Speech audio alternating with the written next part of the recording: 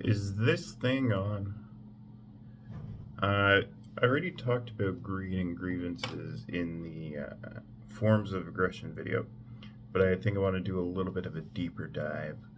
Um, it'll be mostly just philosophizing here. It's not going to be like this particular psychological study found this, and what have you. I'm sort of shooting from the hip here today. So, greed and grievances. What are they? I think they're polar opposites of each other. So if you're experiencing greed, it's a covetous experience. You're wanting something so badly that you are willing to cause the pain and suffering of another to achieve it. That's what greed would be. And then the flip side is you are suffering so hard that you are willing to cause the pain and suffering of another to eliminate it, to remove that pain and suffering. And sort of tying back to both the propaganda, the true believer books, um, they talk about how people who are the most poor in society, the most um, sort of their standard of living is the least desirable. Um, Most of the time, their entire life is just focused on what they can do to get to the next day. They're not actually able to conceptualize what life will be like a year from now, what life will be like 5 years from now. And that sort of survival mode, instinct based, creates this um, sort of they're not able to rationalize any form of aggression that they get involved in.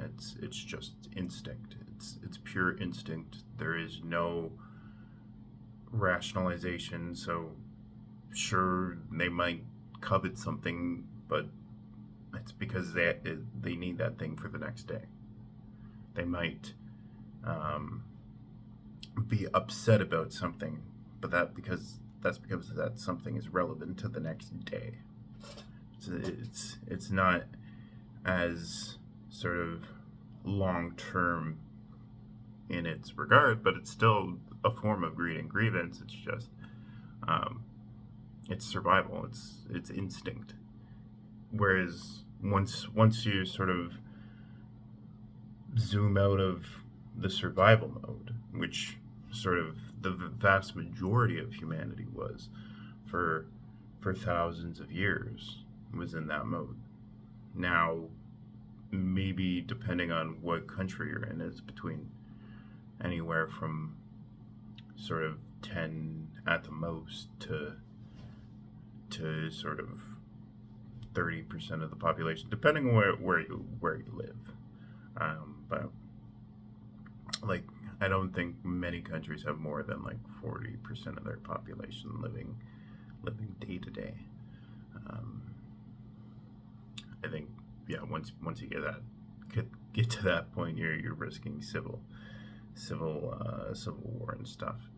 So I would say, like, sort of your more colonial history countries, you're probably looking at the most like 5% living day to day, even less. And then sort of your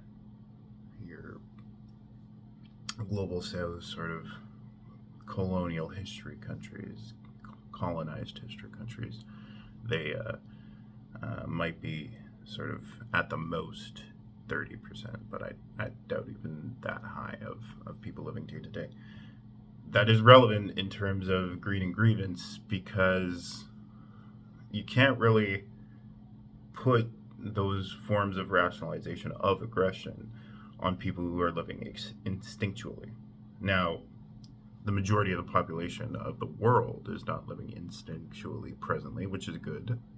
It's a good norm to have, that more than half the world isn't having to worry about what's going to happen the next day in order to survive.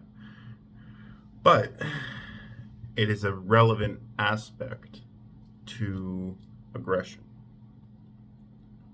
Aggression was a survival tool. Being able to commit violence either against another species or another human was important if you wanted to continue, if you wanted to continue to survive. And then greed and grievances come in because sort of you got the greed and I want that, so I'm going to do whatever I need to get that. And then you got the grievance in terms of you harmed me, I want revenge.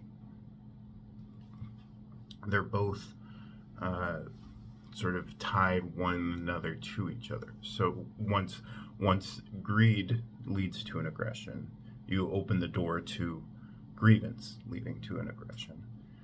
And the thing is that the greed might not actually necessarily be physical aggression in the first place.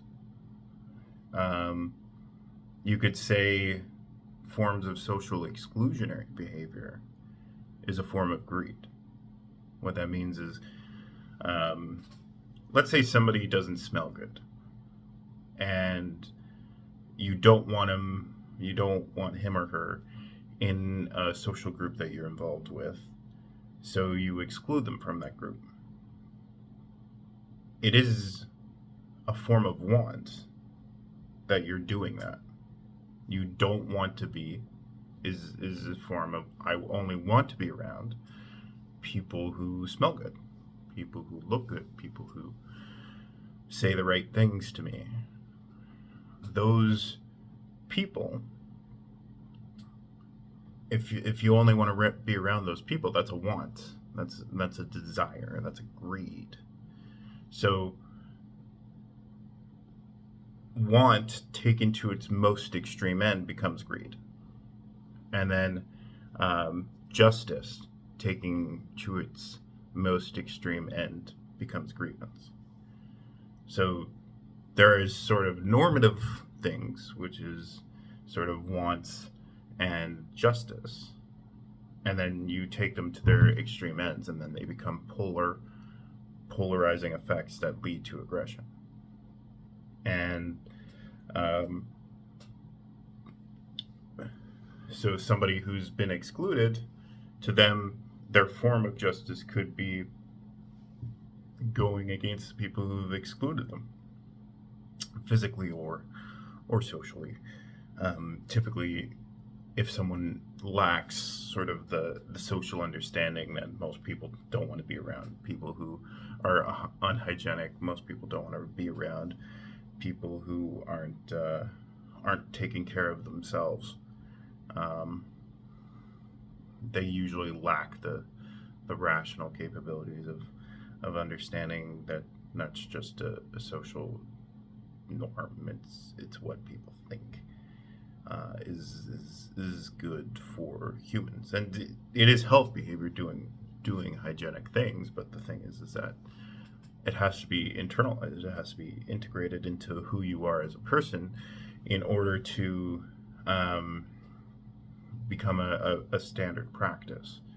And if somebody is not engaging in health behavior, then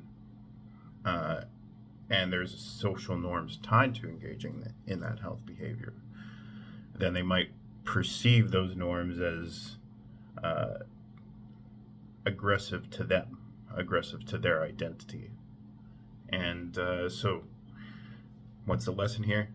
I'm not saying it's justifiable to hit somebody in the face for saying you stink, but I'm definitely saying that how people perceive things is very malleable, and it can easily shift into negative territory and antisocial territory. So be careful what you say to people. And also it's not a justification for any aggression.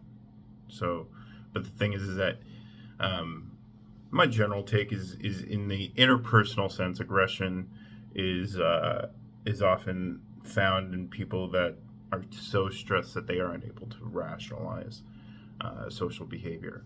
And then sort of once you've removed that level of stress in their own existence, then there's still a potentiality for aggression, but it's often more in the political. It's often more in how does this help me accrue power, and then you go back into the political talks I'll be doing related to aggression. But this is a pause, going back to the interpersonal for a bit, and then the aggression theme is going to go back and forth, ping pong between psychology and sociology. Psychology and sociology, it'll be a ping pong of concepts in order to help understand what makes people become aggressive and violent. Anyways, thanks for watching. Let me know what you think about Greed and Grievance, and I'll see you in the next one.